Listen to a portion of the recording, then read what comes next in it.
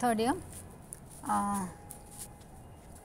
Plant water relationship में ही हम इसको कंटिन्यू कर रहे हैं। पिछली क्लास में हमने बात किया था कि पानी जो है किस तरह से रूट में पहुंचता है और रूट से होता हुआ जाइलम तक पहुंचता है। जाइलम से पहुंचने के बाद में, रूट के जाइलम में पहुंचने के बाद में ये ऊपर तक कैसे पहुंचता है, इस प्रक्रिया को हम बोलते हैं रसारोहण। तो पादप मूल से शीर्ष तक, जो प्लांट का एपेक्स होता है, उस तक रस के अभिगमन को हम रसारोहण या एसेंट ऑफ सैप कहते हैं। Movement of water solution from the root to the tip of the plants.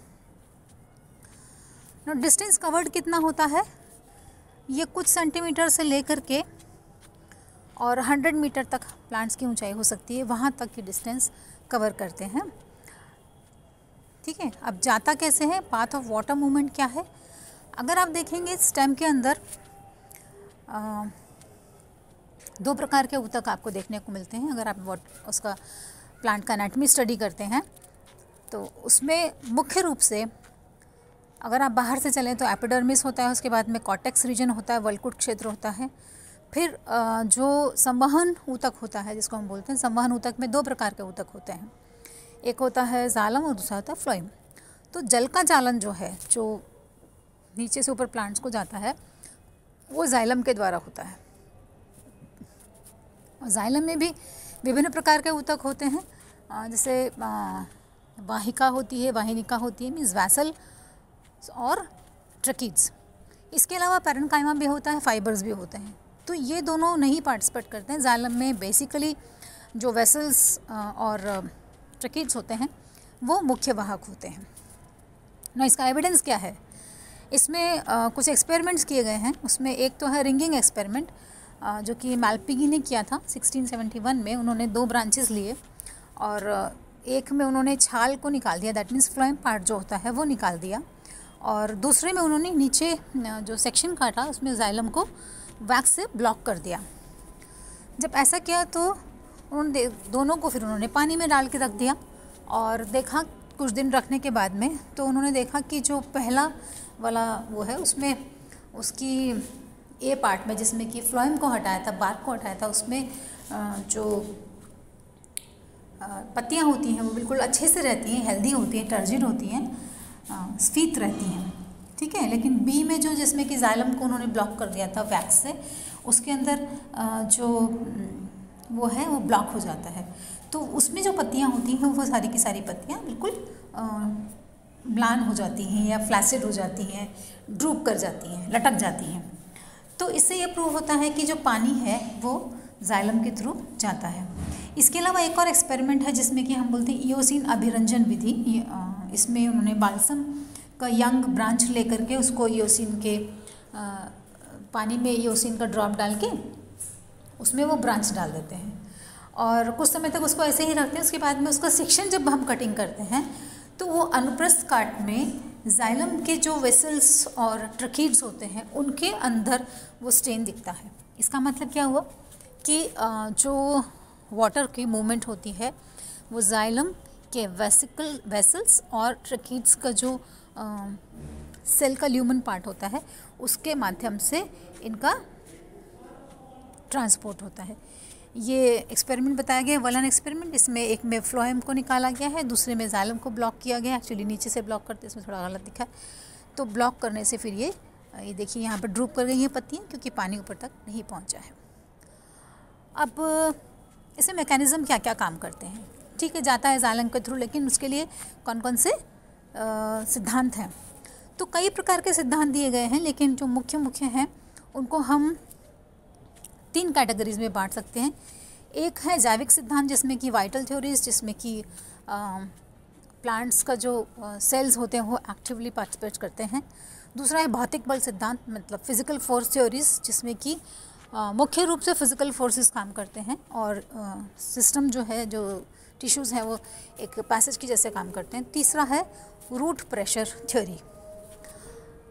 जैविक सिद्धांत में जो भी पानी का कंडक्शन होता है, संवहन होता है, उसमें जीवित कोशिकाओं की बहुत महत्वपूर्ण भूमिका होती है। जीवित कोशिकाएं कौन सी, जैसे जाइलम में पैरेन्काइमा टिश्यू हुआ। तो इसमें 2 थ्योरीज दी गई हैं, रिले पंप थ्योरी और स्पंदन theory, pulsation theory. Relay pump theory Godlewski ने दिया था 1884 में।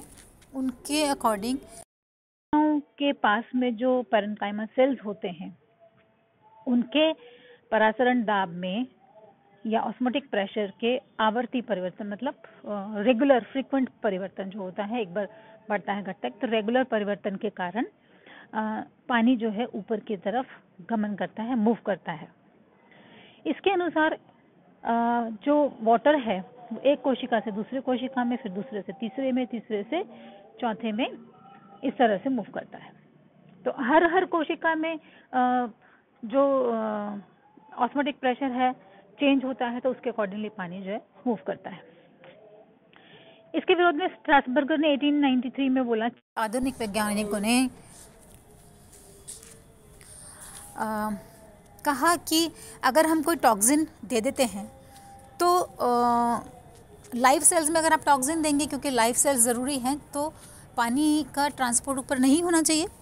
लेकिन अगर हम कोई इस तरह का टॉक्सिन देते हैं तो भी मृत कोशिकाओं में जल का संवहन देखा गया। तो इसका मतलब ये है कि इट इज़ नॉट इम्पॉर्टेंट, जो लाइव सेल्स हैं वो इतने इम्पॉर्टेंट नहीं हैं। सेकंड है पल्सेशन थ्योरी, ये सर जेसी बोस ने दिया था 1923 में। और उन्होंने एक प्रयोग किया, उसमें उन्होंने एक इलेक्ट्रिकल प्रोब लिया जो कि अंदर जाइलम के टिश्यूज़ के पास में जो सेल्स होते हैं,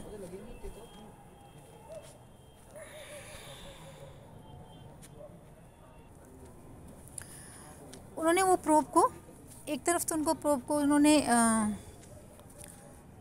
प्लांट से जोड़ा और गैल्वेनोमीटर का एक तरफ का प्रोब और दूसरे सिरे को प्लांट से जोड़ दिया, दूसरे को मशीन से जोड़ा उसको। तो जब प्रोब को पादप के सबसे भीतर की परत में डाला गया, एंटर किया गया, तो गैल्वेनोमीटर की जो सुई है उसमें रैपिड मूवमेंट देखा गया, ऑसिलेशंस देखे गए। तो बोस ने कहा जो स्टेम की इनरमोस्ट लेयर होती हैं, सेल्स होती हैं कॉर्टेक्स की, उसकी कोशिकाओं में अल्टरनेटली ये कोशिकाएं जो होती हैं वो फैलती हैं और सिकुड़ती हैं। और ये जो पल्सेशन होता है सेल्स का, उसके कारण से ही जो वाटर है उसका मूवमेंट ऊपर की तरफ होता है। लेकिन वो इस जो ये स्पंदन होता था, पल्सेशन होता था, और जो एब्जॉर्प्शन की प्लांट एसेप का जो चढ़ने का रेट था, मूवमेंट का जो रेट था, उसमें कोई रिलेशन एस्टेब्लिश नहीं कर पाए, वो संबंध नहीं बता पाए। तो बहुत से वैज्ञानिकों ने इसका विरोध किया। देन भौतिक बल सिद्धांत में कई सारी थ्योरीज हैं, जैसे कि अंतःशोषण सिद्धांत है, इम्बिबिशन थ्योरी है, कैपिलरी थ्योरी है, वायुमंडलीय प्रेशर, एटमॉस्फेरिक प्रेशर थ्योरी है, और वाष्पोत्सर्जन और खिंचाव और जल संसर्जन सिद्धांत है। ये एक्सपेरिमेंट है जिसमें कि एक ये प्रोब है, ये कनेक्ट किया गया था स्टेम के एक तो इनरमोस्ट पार्ट से, और इसको फिर मशीन से गैल्वेनोमीटर से कनेक्ट किया गया था दूसरे पॉइंट को, और उसको उन्होंने पल्सेशंस देखे थे जेसी बोस ने।